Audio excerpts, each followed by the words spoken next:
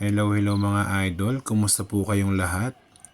At ako nga po ay wala na namang magawa kaya naglibot na naman si Kalbong Pogi.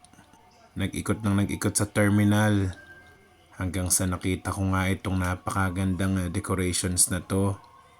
'Di ba napakaganda? So lahat ng halaman na yan, buhay yan.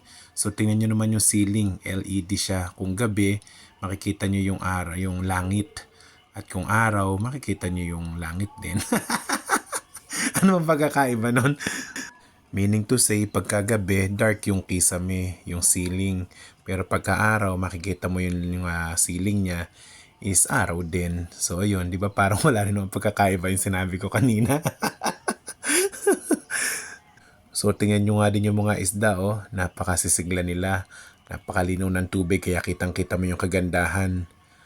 Ang ganda talaga dito, oh. Parang yan, oh, pogi. Feel na feel. So, yun lang mga lods. Maraming salamat. Bye-bye.